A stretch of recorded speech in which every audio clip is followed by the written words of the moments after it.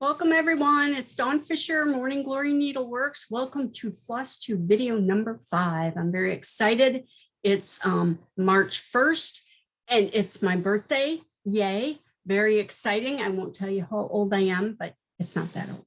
So anyway, before we get started, I just again want to thank everybody. I've got some new subscribers. Welcome, welcome. Thanks to everybody that's commented, liked my videos, subscribed again. I really appreciate it. So it's the 1st of March, my birthday, and let's get started. So the first thing I want to talk about is a life update, my usual life update. And in the last video, I talked about that Jeffrey and I are in the process of moving out of one antique mall into another antique mall. So we're very excited about that. It's a brand new shop. It's real cute little shop with nice items, and it's going to be opening very soon. I'm not sure of the exact date. I'm hoping very soon. We're still moving stuff in. So the new shop is called Gulfport Antiques and Collectibles, and needless to say, it's in Gulfport. It's Gulfport, Florida. The address is 5812 28th Avenue South.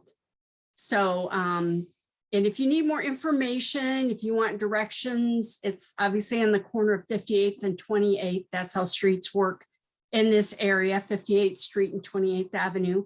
And it's in a little strip mall at the end of the mall. There's a cute little restaurant next door and a convenience store at the end of the mall. But if you need more information, the phone number is 727-851-9774.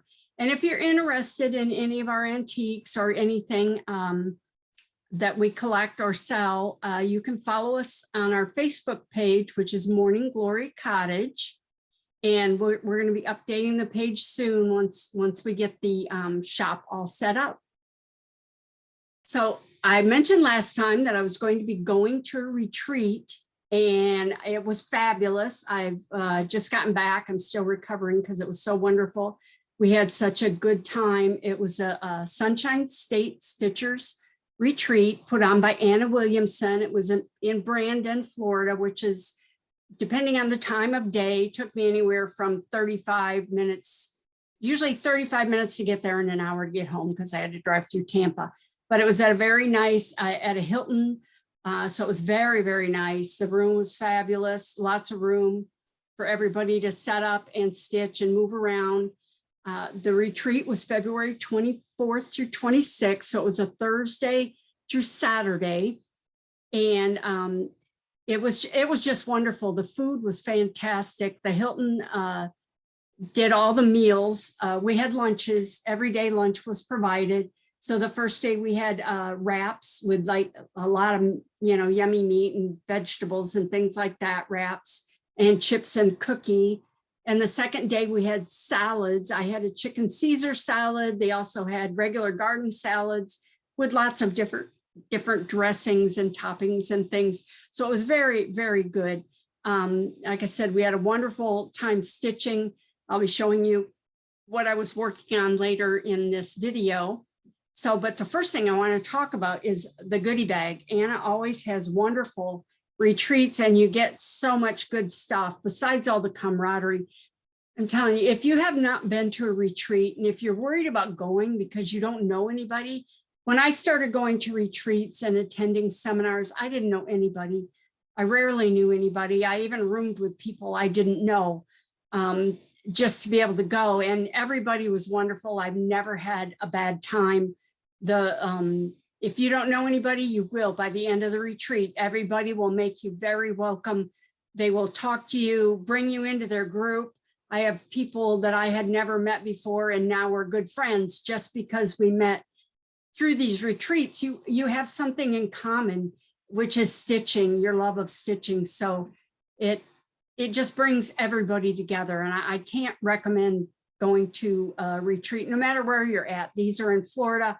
I've gone to retreats in Connecticut, Massachusetts, just all over San Antonio, all over, wherever I can get to, Myrtle Beach, all sorts of fun places. So just wherever you're at, try and find a retreat or travel across the country. Better yet, we had someone from Pennsylvania that came down, which it was fun to talk to her. So, and I may have more information about that later, but that's just, woo. Anyway, it was wonderful. We had a good time. And Anna, like I said, puts on a wonderful retreat, and we get all sorts of goodies in our goodie bag. And she even has a wonderful goodie bag. This is the bag we got. This is a wonderful project bag. These are made by, she's got a card in here, Brenda's Minders and More. And she makes these wonderful project bags. And since this was a winter retreat, this one has snowflakes on it. Every retreat, we usually get a small bag, but because these retreats are bigger, and now her retreats are 3 days, or at least this one was, we got a full-size project bag, and you can fit an entire, your book and all your threads and everything in here. So, and they're wonderful. They're lined, very nice. So that was the bag. And then inside the bag, there was all these other wonderful items we got. We got a wonderful, cute little notebook with a little pin. It says Sunshine State Stitching, Stitching with Friends. It's even got a little ruler on the edge, just a little notebook. That's fun if you want to jot something down, or somebody's, take down somebody's number or something. We got a wonderful marker highlighter. These are always fabulous. It says Stitching with Friends. Sunshine State Stitching, Stitching with Friends. Seam ripper, always handy, unfortunately, because sometimes you have to rip stuff out. So we have the seam ripper. This one, I had not seen one of these, at least not one like this. This is called a boo-boo brush.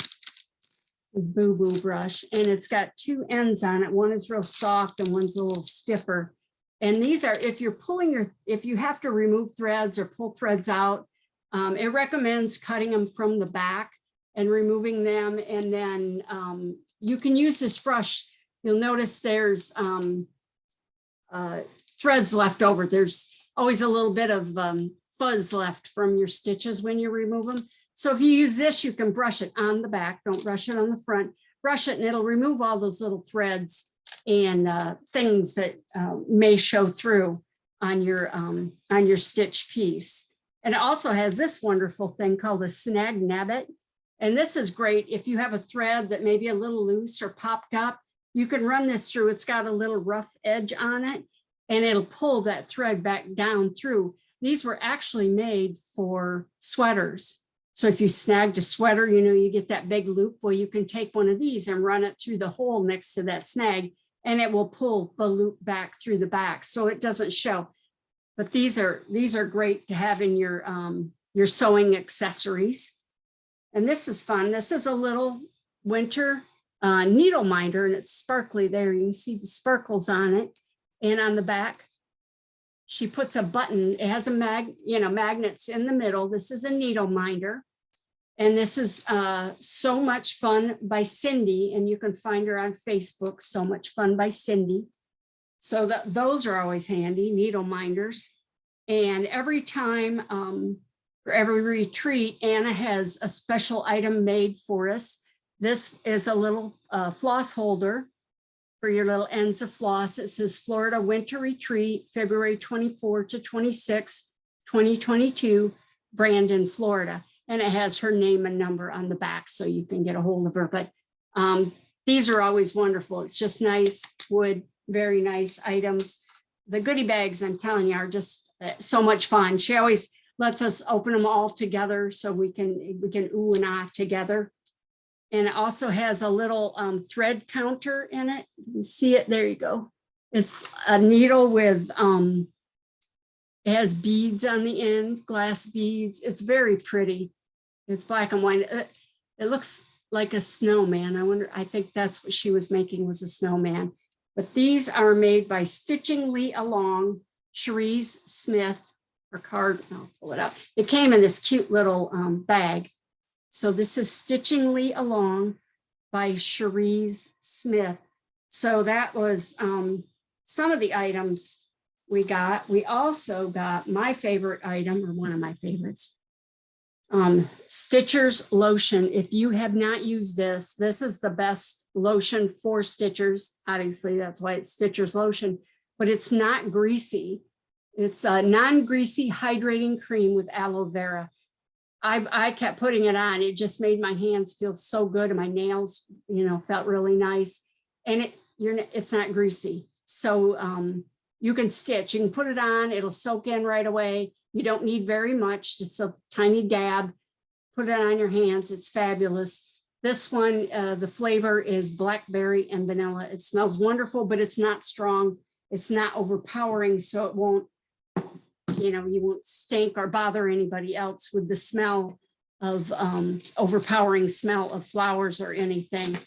Another wonderful item we got, I get it here without knocking it over, is this little mini stash and store, it's called. It has all these little holes in it, and they're expandable. They're little places. You can see I've got all these different scissors and items, and the holes expand to hold. There's bigger holes and smaller holes, but it expands to hold all your different items. So these are great. And this was one of our little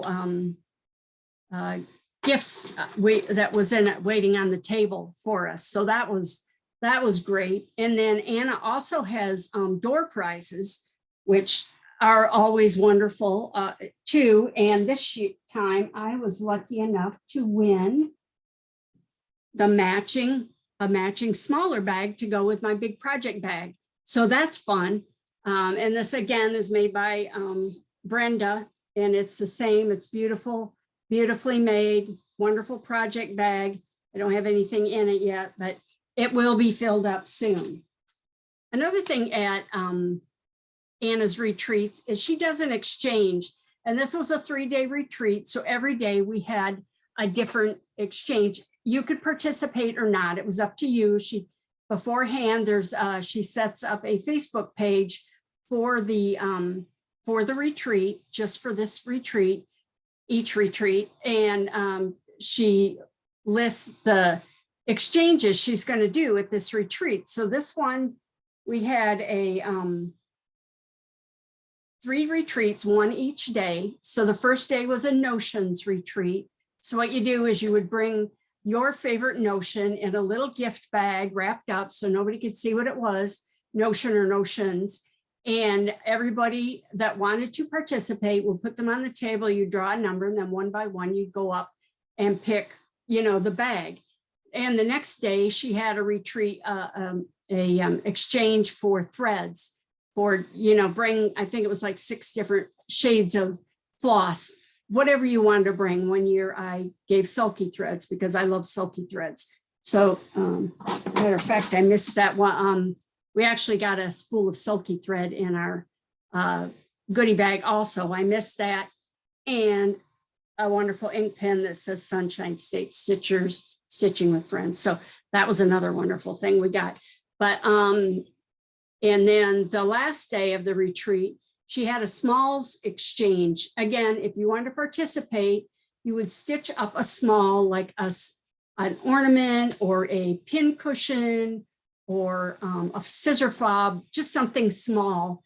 And you would bring that with you, but you wouldn't give that away. What you would do is you would kit up the pattern, the chart, the fabric, the threads, everything to stitch this piece that you made.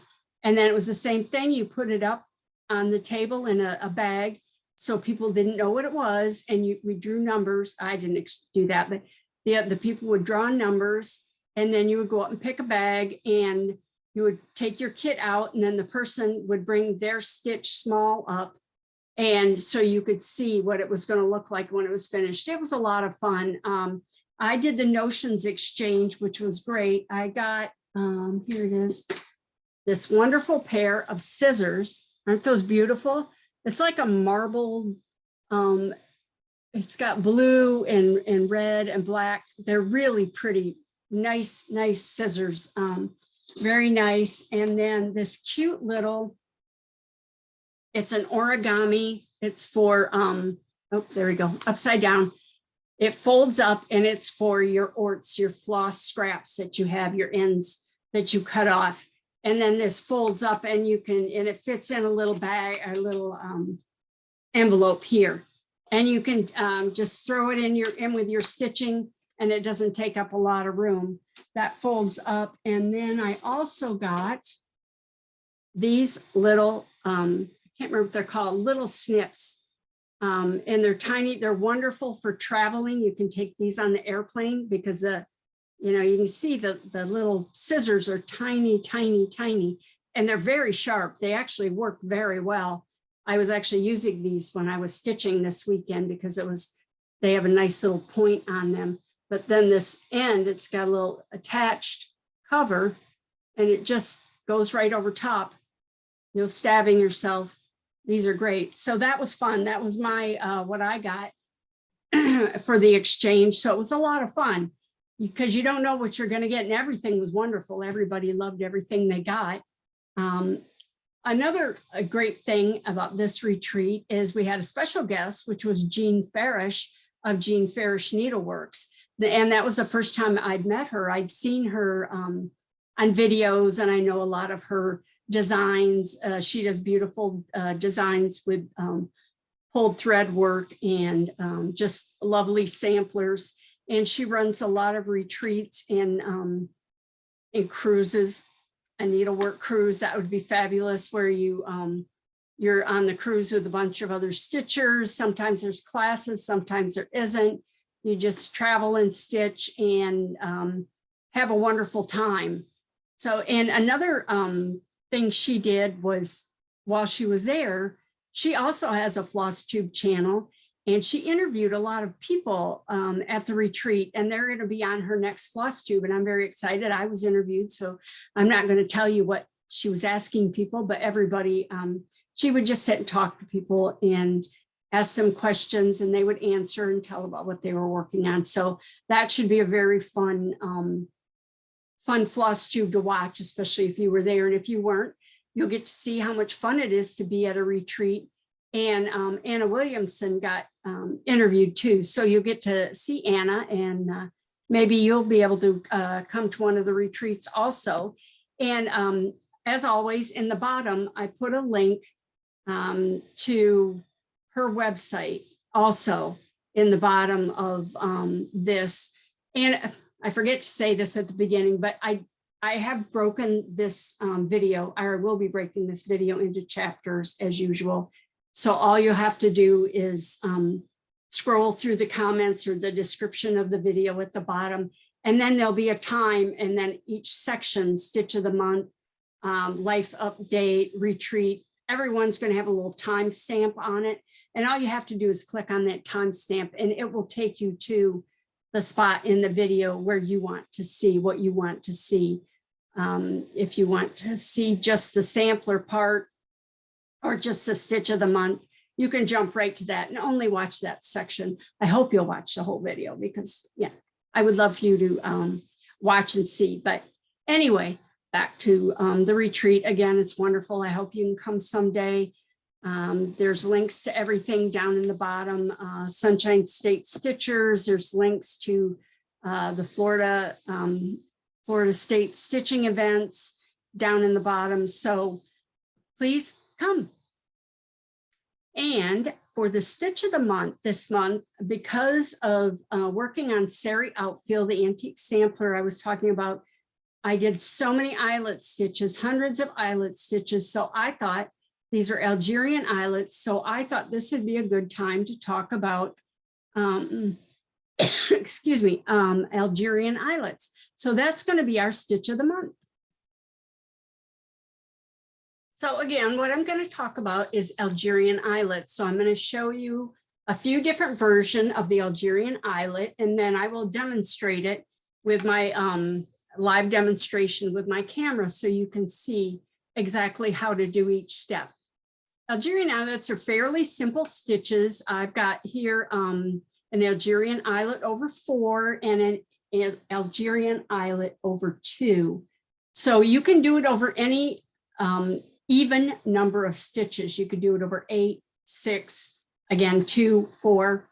So the stitch on the left is the very typical Algerian eyelet. And this is what I did so many Algerian eyelets on Sary Outfil, this reproduction sampler. I'm doing the whole section. Last section I did was Algerian eyelet, an alphabet and some bands of designs in between the rows of alphabet, the bands of alphabets. So it's a fun stitch, and it's pretty simple. You can actually start it. I would always start it in a corner, but you can start in any corner you want.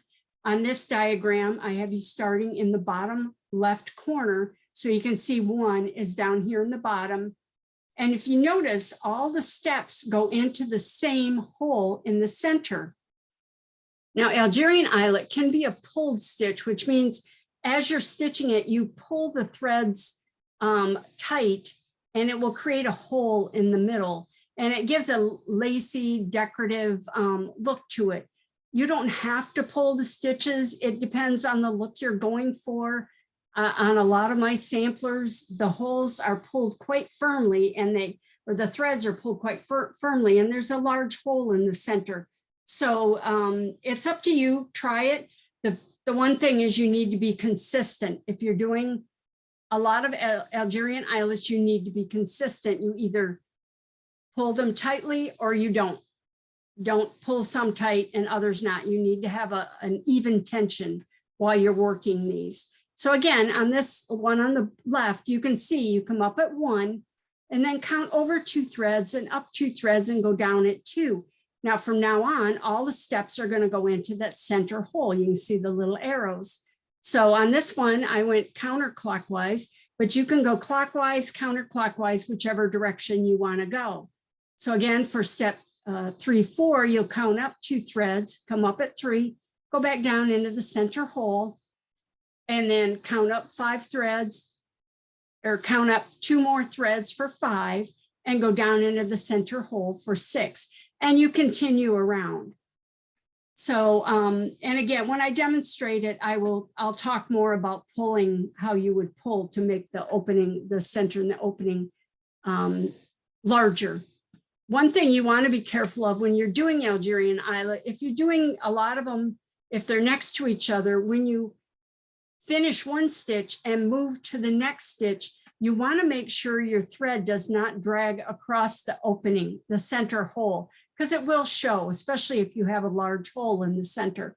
So you can go to the back and run your thread under a couple of stitches, and then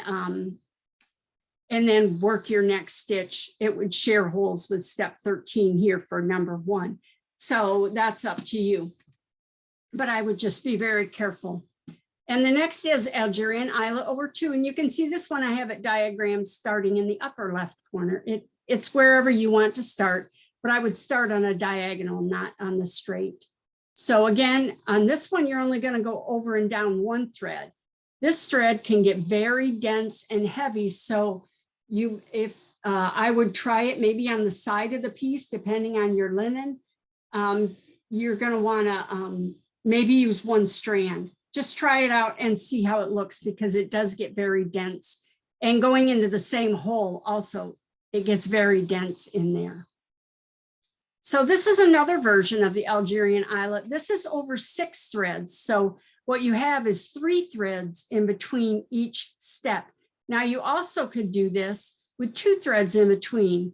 You could go up at 1, go down at 2, count over 3, up 3, and then go over 2 threads and go into the center. You would have a lot more legs, but it would be a heavier stitch. So again, this is very similar. You're just going, and this one I have it diagrammed going counterclockwise instead of clockwise. So that's something, depending on which direction you're going, again, you just want to make sure all of your stitches are even, and you're consistent. That's the big thing.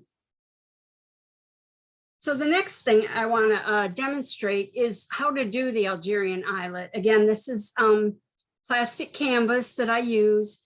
Now I'm not going to be able to show you how to pull, because this does not pull. This is plastic canvas, so it's firm. But you'll get the general idea. So I've come up at my first step. I started with an away waist knot and I came up here. This is step 1. So I'm going to count over, I'm going to go around counterclockwise. So I'm going to count over 2 and up 2, and that's my center. And all the steps on this stitch are going to go down into that same hole.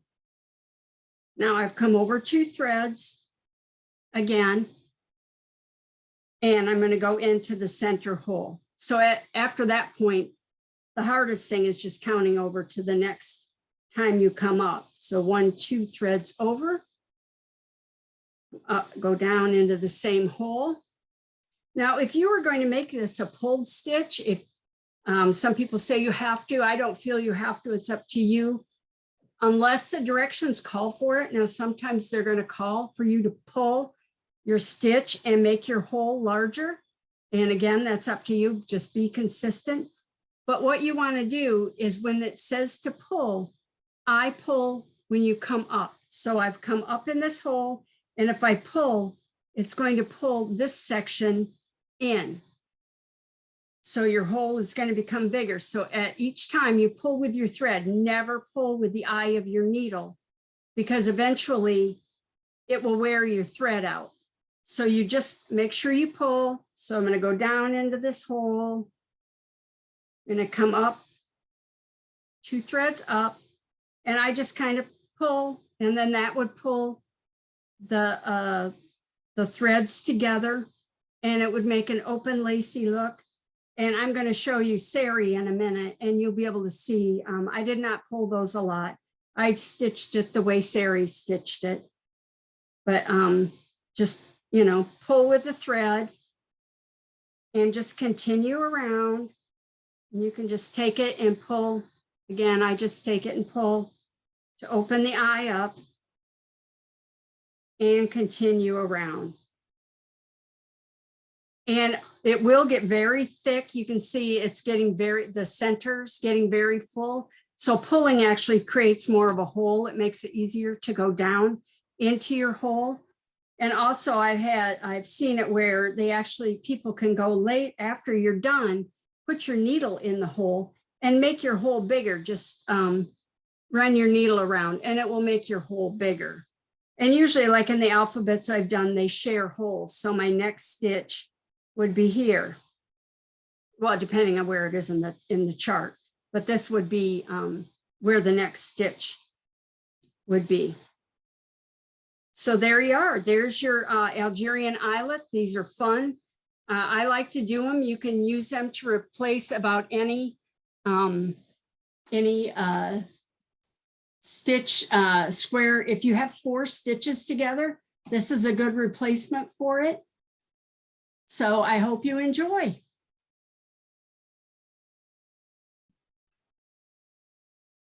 So if there's any stitches you want to learn, be sure to comment. You can also comment on the Stitch of the Month Facebook page. Again, the link is in the description.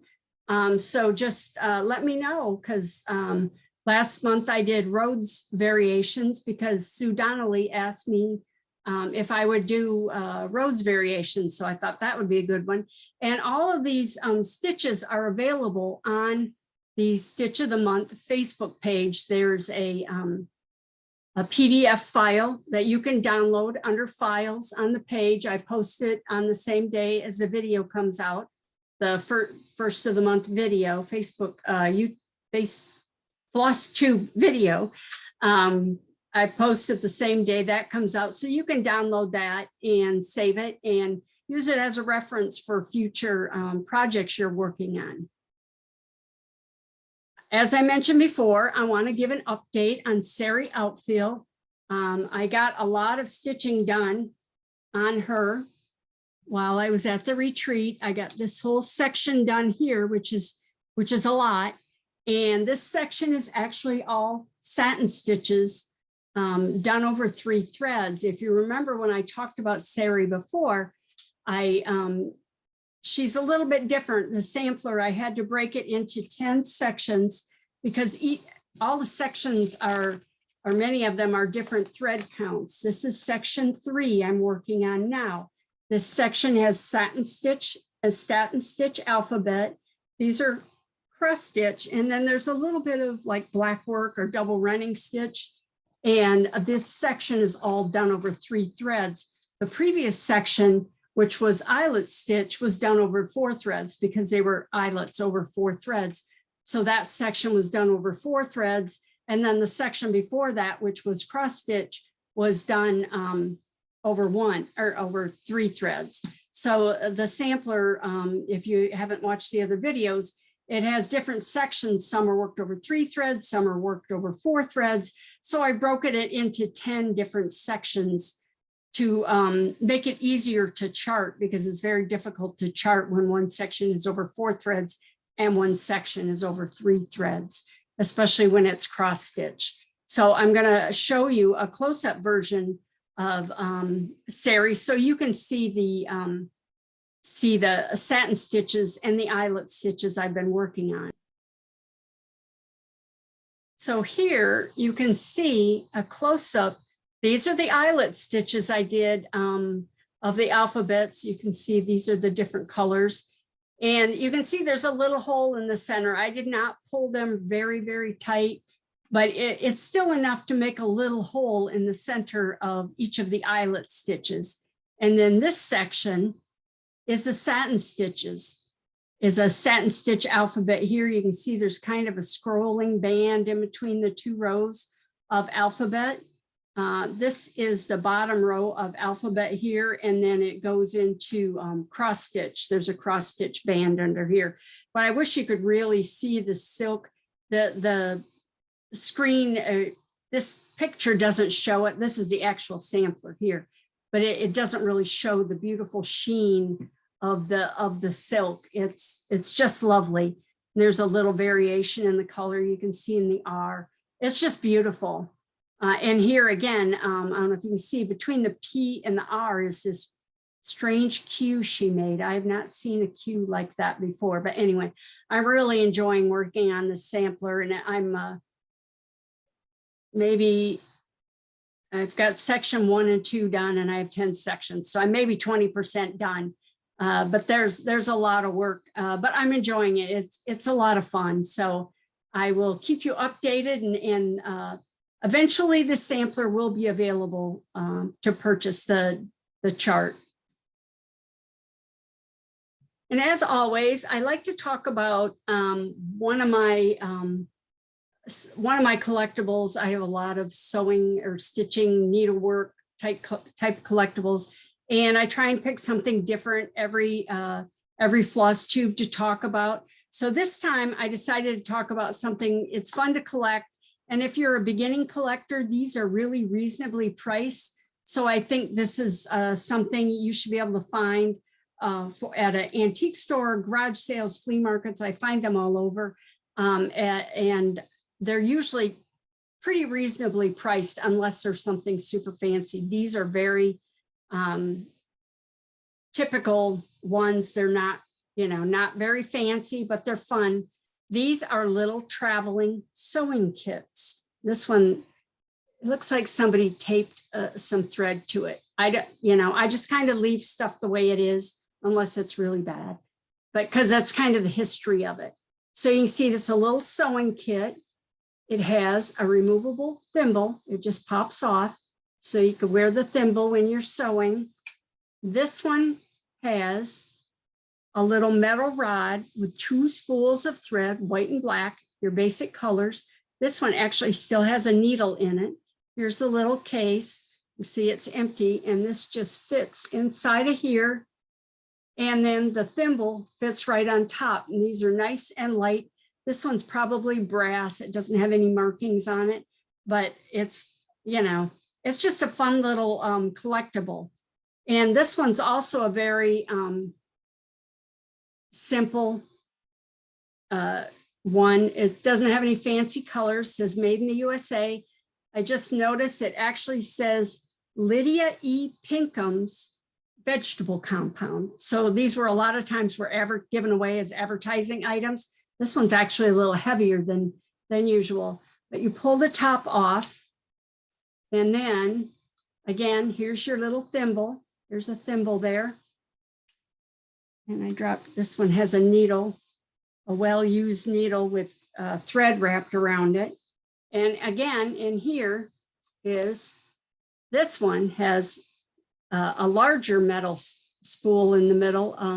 It has 4 different colors of thread wrapped around it. There's like tan and a brown and a white, off-white and black thread. So, and this one actually has somebody put some safety pins in it. And a lot of times these were included because sometimes you need a safety pin, but these were great. You could throw them in your purse or whatever and just carry them with you and just have all your necessary sewing supplies with you.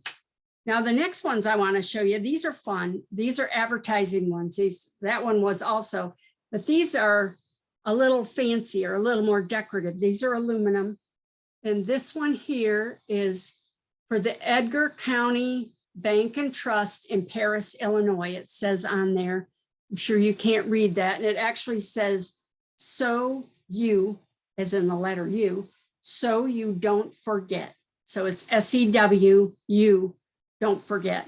But it's a cute little aluminum travel sewing cape, very light. The thimble pulls off the end. These actually have a wooden center in them. With this one has black and white thread. And when you pull off the top, this holds pins and needles. So this again has some pins in it and a safety pin. Just a nice little travel kit. And they would hand these out at banks, you know, as advertising items. And the next one I had to buy because this is for Dawn Donuts. Had to get it, Dawn and Donuts. What more could you ask for? And again, it says, just so you'll remember. This one's pretty, it's blue. And the end pulls off again, aluminum, very light. And this is wood. Now this one has like a pinkish brown and a light brown colors in it, a little bit different. Usually they have, a lot of times they have white and black if they only have 2 colors. And this one is empty. But you can see how they just fit together. And these are very cute with the little thimble on the outside. Now this last one I want to show you, I had to also buy. This is for Muncie Federal Savings and Loan Association. And it's on Charles and High Street in Muncie, Indiana. And I had to get that because Jeffrey's actually from Muncie, for those of you that don't know. He's from Muncie. So, and again, this one's got a red banded thimble on it. So you pull that off. Again, this one has black and a tan. Now you can see somebody use this because almost all this thread is gone. So either they damaged a lot of clothes when they were traveling. And this one again has a safety pin and some straight pins inside of it. See those in there. But these are nice, like I said, little fun items that if you want to collect something small, these are fun. I've seen them for all different Prudential and all different banks and other areas. Some sewing companies gave them away, but these are just fun little items that are easy and inexpensive to collect. So next on my agenda, and the final thing I want to talk about is one of my antique samplers. And I love it. It's one of my favorites. And this is a sampler stitched by Eliza Gibbs. So this is a wonderful family record sampler, and it was stitched by Eliza Gibbs in 1855 when she was 25 years old. Now that's a fairly late age to be stitching samplers, but she did this family record. So, and the unusual thing about this sampler is it's stitched on 18-count perforated paper using cotton threads and some metallics. And it's very large, very large. It's about 20 inches wide and 17 inches high. And that's the stitched area. That's not the frame. But you can see Eliza has stitched listed her parents, Elijah and Serena, and their 10 children. And the sampler also records everyone's birth date, marriage date, and death date. Now, some you can see obviously never got married. And a lot of the children you can see died in their youth. There's 4 of them were very young when they died. Sarah was only 2 when she passed away. And Elijah and Laura and Lester also, Elijah was only 1 when he passed, less than 1 when he passed away. And Laura and Lester were also both very young when they passed away. So it's very sad. This is very typical. A lot of children died in their youth. And you can see this section here, it says executed by Eliza A. Gibbs. And at the bottom, I have her information, her birth date, her marriage date, and her death date. And on the other thing here, you can see she stitched it at Oberlin, October 1855. And again, this section where she did her name, that was actually stitched in a gold metallic thread. So in Eliza, you can see she married later in life. She married when she was 34 years old, which is fairly late, and stitching this at 25, that's also fairly late in life to be stitching samplers. And the wonderful thing about samplers like this is because of all this information, her parents' names, where they lived, all her brothers and sisters' names, I could find out a lot of information about Eliza.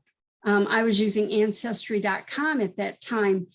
So it was easy for me to find a lot of information. I like to try and research the samplers when I can. So Eliza was actually a teacher, and she married Edward D. Norton, who was 39, on November 6, 1864. You can see that on the sampler here. So Eliza and Edward had 1 daughter, but sadly, you can see that Eliza died in 1875 at the age of 44, and she died of consumption, which was very typical at that time, and consumption is now known, I believe, as tuberculosis. They had 1 daughter, and her name was Sarah Eliza Norton, and unfortunately, Sarah also died of consumption at a young age.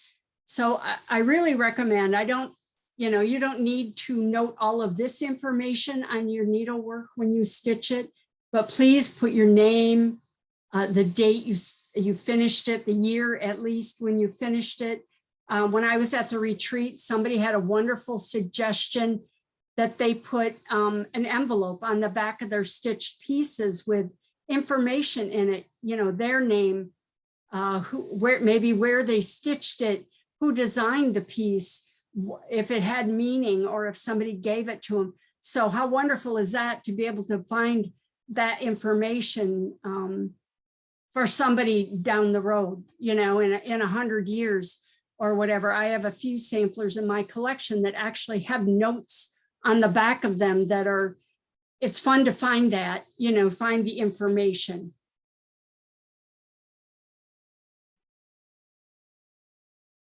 So that's everything I want to talk about for this FlossTube video. Again, it's my birthday, yay.